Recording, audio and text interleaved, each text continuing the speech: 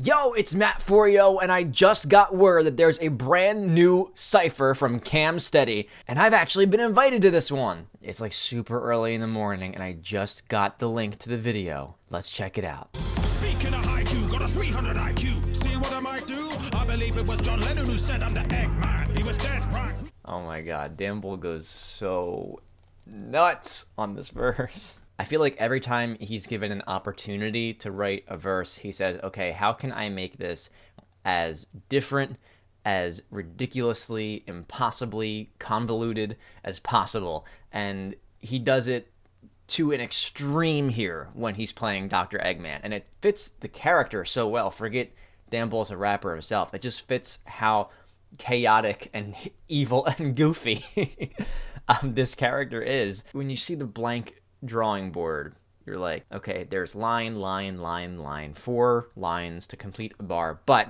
what if I just didn't do that? What if I just did it completely unique? And the way that he uses a haiku quite literally as the rhyme scheme and also as the poetic measure of feet is just genius. I've been working on this cipher with Cam for more than a month at least, and he sent me like the first draft of the audio. This is my first time seeing the video though, and I can't get Dan Bull's verse out of my head because, and this goes to the second part of why it's so genius, it's because he's not only writing clever things, but he's using his voice as an instrument, as an element of percussion. And you really get to see that when he starts the second part of his verse.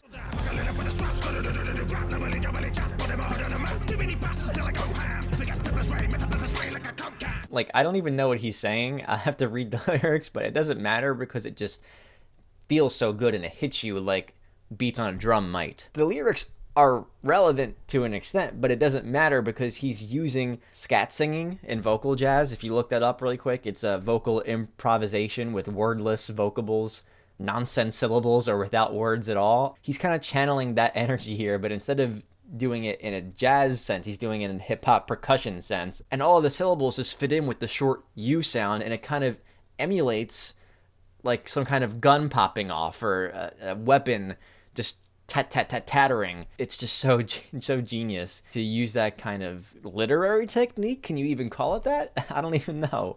When I talk with llamas, I jump through. I'm gonna burn together, drop a sonic, that'll sonic stand. I'm starting to understand. I'm the sun of sound. Summon heat like sun in summertime. Give him a tap. He references poetry again by saying sonnet. He's totally rhyme driven, right? So he's looking for words that are almost homophones, that sound exactly the same. Sonnet, sonic, stan, sun, stunning, son of Sam. It's funny because it almost sounds like he's saying the same thing over and over again until you break it down and you hear that there's actually different words. Nobody else could do it like this, and nobody else even tries. You'll notice that Dan goes a little bit longer than the rest of the verses, and I think it's funny because Cam told me that he was just kind of writing and he was just like on a roll and he couldn't stop. He was like, yo, I need more time in this verse, and Cam's like, okay. And like, it so totally shows that he was just like rolling down a hill. He can't stop, like out of his way. He's just rapping and mumbling and spitting. You can't stop him. It's so funny how simply he ends the verse when it otherwise was just so complicated. It's awesome. Coming out of the gates a bit rusty. You really think you have what it takes? You don't trust me. Never lag behind in a race, the road's dusty. I'm starting to think you're the fake, you must be.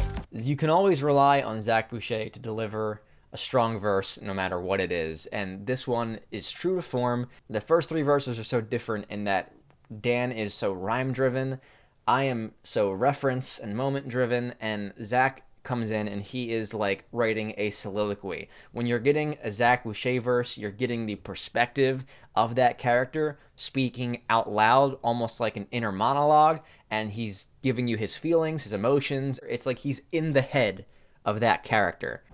Take a look at my eyes, even if I lose, I'm out the back every time. Yeah, always end up choosing who I'm taking alive. I'm basically another you with everybody combined. And if you see me, you better know that I'ma settle this. I have always been the one that you should never meddle with. A lot of Sonic lore being sprinkled into here, along with the typical soliloquy type lines. He's doing his like typical growling, and his inner wrath is coming out. Like it's not like a obvious menacing type thing. It's more like he's troubled inside, and you're getting that emotion from Zack every single time he delivers a verse. And particularly the fact that he's playing a villain here, it really works out well. Yeah, no one's repelling this. I'll take the ones that you love for the hell of it. They call it evil, I call it benevolence. And by the end, show you all who the devil is. And then you get that flange on his voice at the very end there to reinforce that metal sonic. He didn't put that effect on his entire verse because that would just be a hindrance to the listening process, and instead you just hear it at the end here, retroactively coining the whole verse as though it had that flange on it. Now,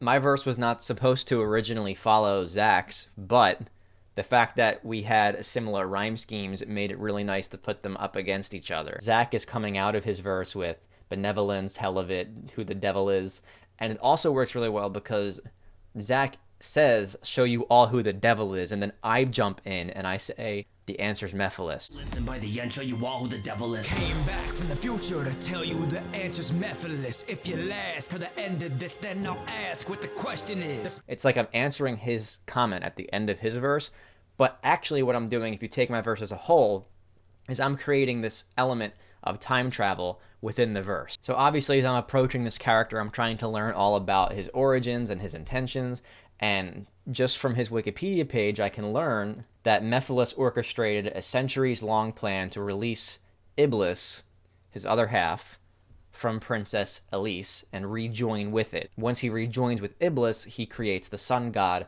Solaris, and Mephiles is the conscious mind of Solaris. So you think of it, Solaris branched into two, Mephiles and Iblis. Iblis is inside of the princess, and Mephiles takes this human form that looks like Shadow the Hedgehog, but a little bit edgier. So Mephiles at one point travels into the future, and he does some meddling with Silver and Blaze the Cat, and tells them that Sonic was the actual cause of Iblis coming out. He makes them believe that killing Sonic in the present would save their future. So I'm starting off my verse by saying I came back from the future to tell you the answer's Mephiles, right?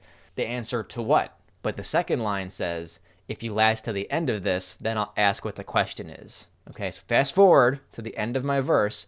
What's the last line? Who's the one that's going to leave you deep Sonic 06th?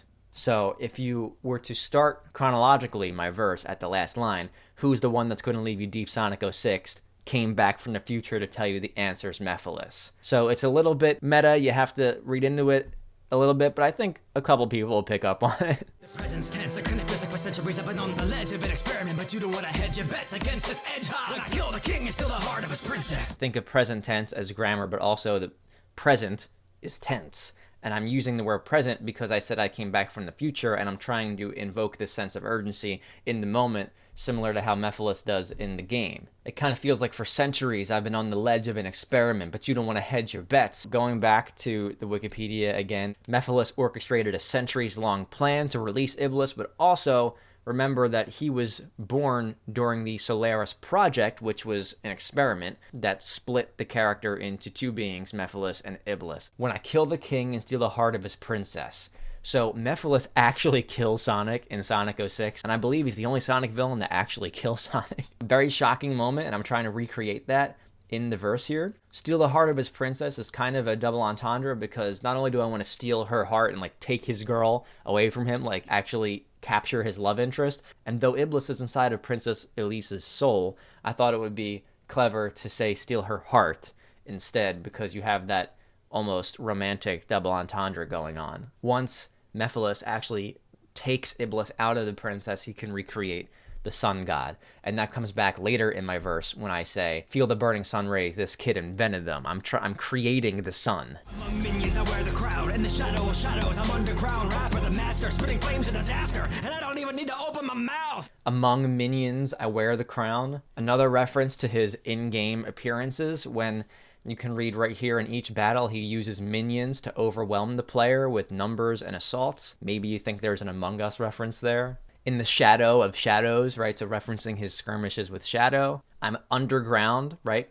Shadows are like on the ground, but also he's an underground rapper. Think of like the rapping scene. Underground rapper, master, spitting flames of disaster. Obvious reference here to the flames of disaster, the other name for Iblis, right? And I don't even need to open my mouth. Obviously, Mephiles has no visible mouth, so it was a perfect rapping reference to tie in. Obviously, I'm looking for that moment, right? I'm trying to design this space in the verse where you hear something and you get it and maybe you laugh, trying to make it very clear for you and say, this is the joke that I want you to pop off at or laugh at or say, at.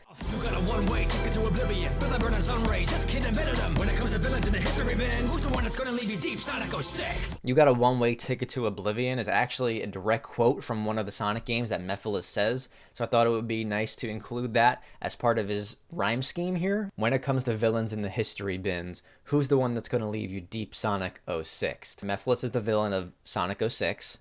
Sonic 06 is notoriously infamous for being one of the quote-unquote worst Sonic games. So think about the villains in the history bins, right? Maybe a trash bin. Maybe somebody threw his game in the trash. Who's the one that's going to leave you deep? Sonic 06. A couple different meanings there. To deep sick something is to dispose of it or throw it away, right? That phrase comes from the other meaning here, which is to bury you 6 feet underground. 6 is, of course, also the devil's number, so this makes a reference back to the end of Zack's verse where who's the devil? Mephiles. And of course, a reference to Sonic 06. Poppin' proper, big red body like hot tamale. I'm boxing baddies and cracking eggs, cause ain't nobody finna stop my carnage. World domination. Big red body like a hot tamale. I mean, not only is it a great rhyme, but it just works so well to paint the visual of who you're looking at. See, like, I don't know this character, but I get a sense of who he is because of the way that Peso is describing him. And it's really fun. I love Peso Pete's energy. It brings a little bit of lightheartedness to a song that's taking itself very seriously, but still he's very menacing at the same time, don't get me wrong. He's coming in with really nice flow here, really well timed out jabs and punches and hitboxes in these verses. Real quick like damn, whole team up, we ain't got no jam. Brute force strength, I'ma kill him with a slam. It's okay, he ain't know who I was, he ain't know who I am. Now, I'm not too familiar with the character that he's playing, but I'm just looking at it and it feels like he might have this type of energy to it. You know, for about a week, I was only listening to the first 4 verses on repeat because that's all we had done at that point. I knew it was Peso, but I had no idea what character he was playing, and so it was only left up to his words to illustrate that picture for me. And the character that I pictured in my head matches up so well with the character that he wound up actually playing. And that's nothing but props to him. And I'm open-minded, if so inclined we could box. Big drip, but no clothes designer. Your foes the slime, you get dropped. So Swabity's coming here and going crazy. He's going in with this one rhyme scheme, open-minded, so inclined, and then he just goes box, like, okay, like you weren't expecting that, and so here I come switching it up on you. Listening to some of Swabity's other verses in other media, I think that he does that really well. It has this fun, refreshing energy to it. It's almost comedic, even though it's not intended to be. I really like it. Big drip, no clothes designer. See, other great relevant terminology to paint an image of the character, right? You look like Chow about to get scuffed. You should bow down to Chow, I'm a god. Spirit of watering, spirits like water. Want hit from this wicket, you'll live like a shot. Chow about to get scoffed. Down to Chow, I'm a god. Perfect symmetry here with his lines. All I'm seeing is green like cash rules everything but no cream. All I'm seeing is green because his eyes are green. That's your everything in my reach. I'm gassed up better see you retreat. You can have a rival by energy. Catch a wave riding like MP3. Wave riding like MP3. Okay, because like MP3s are a more lossy version of wave files, so they're like riding the wave, but they're not as good as waves. I like that. A really appropriate use of the word entropy, a thermodynamic quantity representing the unavailability of a system's thermal energy for conversion into mechanical work, interpreted as the degree of disorder or randomness. So think about it for a second. Chaos is, as a character, energy, and entropy itself is defined as disorder or randomness, which perfectly ties into his name, Chaos. I can't think of a more perfect word to use in the cipher. So that is some big brain stuff right there. A lot of the sound effects help to fill some of the blank space in between his lines, and of course it helps here at the end when he finishes his punchline a little bit early, and it gives a nice little moment between the transition to the next rapper. the world to my wishes. Your fear is delicious. Submit and admit to your own deficiency. Efficiency, cold and ruthless. My foes are useless. I hold the truth within my... So I don't know this character, but I'm getting these crazy vibes from this verse. You're getting these switch ups right in the middle. Truth within my chest is fused to me. Pain amuses me. They shall lose to me. Come on, used to be. Flip the stage. Dig your grave and supersede. Scared, weak, no, refuse to be. Mask on the... Like simple rhymes, but the way that he's emphasizing them one after another, and then of course Freshy Canal is meeting him in the middle and designing the instrumental to match those moments of emphasis really work well. Scared, weak, no refuse to be. Again, those percussion elements that Freshy Canal is adding in the background make those moments pop so much more than they would if the beat was just normal. You can't underestimate how important those mixing elements are, even though you don't really see his contribution to the cipher. It's there and it permeates throughout the entire piece. There's also like a pitched down backup layer in there as well that makes his verse sound much more demented. Don't make me laugh lost. I advance and it can't stop. The mercenary, I hurt so many. Your team are very extremely edgy. I move these cubes like a Rubik's. Infinite jackal brings death like Anubis.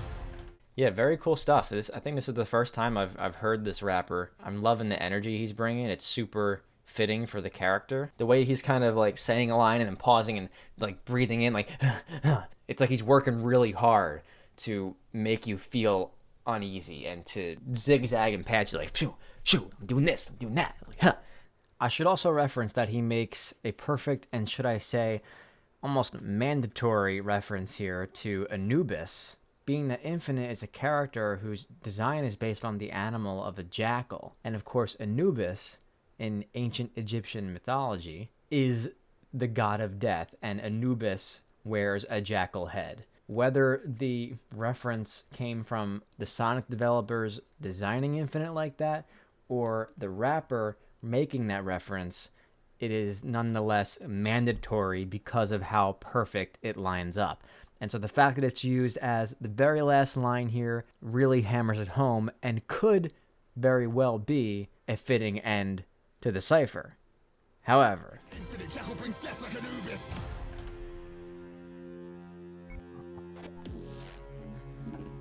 oh, I like the fake out.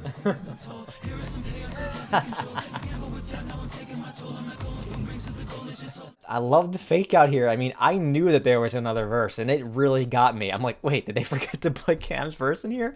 So I believe that Cam wrote on Twitter, like, who should be part of the villain cipher, and somebody replied and said Sonic EXE, which is a creepypasta, is not an actual Sonic character. And Cam's like, yeah, that's a great idea, because I mean, at this point he might as well be, because he's just so engrossed into pop culture and one of the main creepypastas that people reference. So, you know, the cipher in context was supposed to have ended, but it's like infected and infiltrated by this third party rapper who's going to come in and actually finish it off.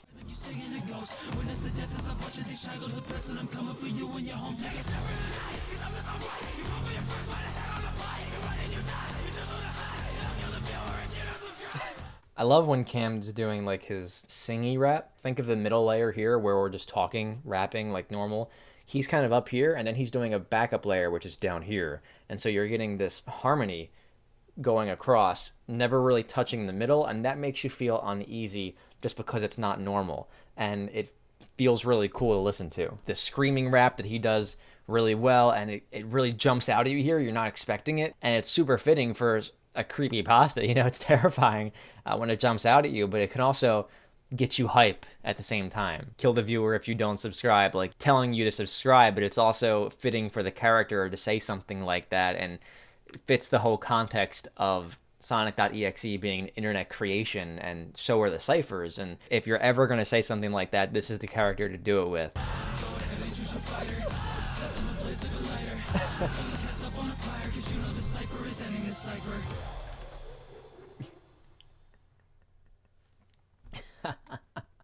So ciphers are another cool thing associated with, you know, mythology, creepypasta, that kind of thing. Cipher in the sense of a code that you have to try to deconstruct to figure out what they're actually saying.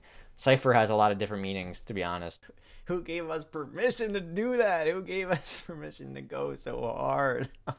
Oh, yeah, that was really cool. I mean, the villain ciphers really give us an opportunity to pop off. I mean, you think about it like, when can you go this hard and have it be contextually acceptable, right? All of us feel this open invitation to just try something different, try something crazy. And you saw that experimentation with all the verses here, and I think that that's really cool. And of course, you get this feeling at the end that you were just defeated, and it's like game over, try again. You know, you can never beat us, the villains. So I'm super happy to have been a part of this. Thank you, Cam, for including me again, and shout out to all of the awesome, talented rappers. I can't wait to see you guys on the next Cypher. Make sure you check out my channel for some awesome new rap songs that are coming up in the future. Let me know down in the comments who your favorite verse was, and then also your favorite lyric, and tell me why. And I'll see you guys in the next video. I'm Mat4yo, and that's all for yo today. Cue the brass trumpets and groovy rap drummer. Let's choose a map, cuz and play Super Smash Brothers. It's a one-on-one like we are Cupid's match lovers. When the clock runs down, I will shoot on that buzzer. Who could act tougher than Lucas? Ask mother, is a DK link with that